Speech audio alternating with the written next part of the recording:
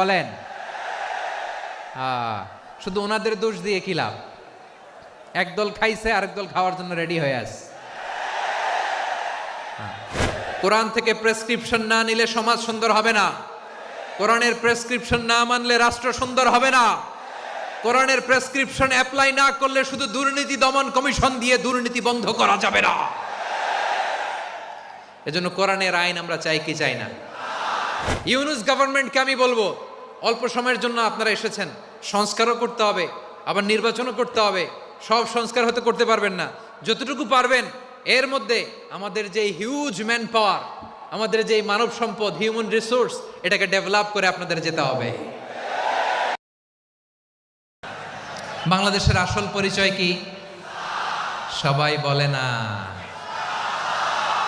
বাংলাদেশের আসল পরিচয় কি?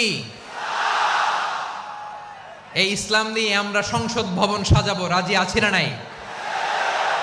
শেকড় ভুলে যাওয়া যাবে না।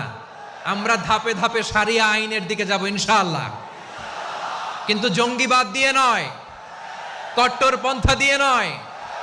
আমরা ইন্টেলেকচুয়ালি গ্রাজুয়ালি ধাপে ধাপে শারিয়া আইনের দিকে মুভ করব ইনশাআল্লাহ। বলো লিল্লাহি তাকবীর। এদেশের আসল পরিচয়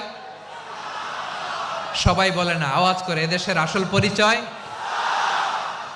চট্টগ্রাম ফেনীতে যারা গিয়েছেন, মেঘনা গুমতি ব্রিজ প্রকল্প নাম শুনছেন? মেঘনা একটা ব্রিজ পার হওয়া লাগে।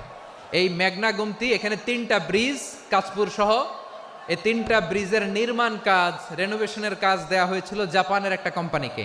কাকে? জাপানের কোম্পানি। নির্মাণ শেষে 738 কোটি টাকা বেঁচে গেছিল, এটা গভর্নমেন্টের হাতে দিয়ে তারা বিদায় নিয়েছে। কত টাকা? 738 কোটি টাকা। যত প্রাক্কলিত ব্যয় নির্ধারণ করা হয়েছে সব টাকা সরকার, তৎকালীন সরকার 2019-এর সরকার, কারা ছিল তো জানেন? এই 2019-এর সরকার তাদেরকে দিয়েছে। তারা রিনোভেশন নির্মাণ শেষে 738 কোটি টাকা অতিরিক্ত বেঁচে গেছিল, এটা আবার গভর্নমেন্টের হাতে বুঝাই দিয়ে তারা বিদায় নিচ্ছে। আমরা কেন এমন হইতে পারলাম না? জাপানের ওরাও মানুষ, আমরাও মানুষ, তার মানে মানুষে মানুষে পার্থক্য আছে না নাই? বাংলাদেশের 2টা উদাহরণ দেয়। 1 নম্বর উদাহরণ, গত সপ্তাহে আপনারা জানেন কক্সবাজার আমার একটা প্রোগ্রাম ছিল, তো হেলিকপ্টারে গিয়েছিলাম। ফেনী জেলা যখন পার হচ্ছি, আমি দেখলাম 3টা উইন্ড মিল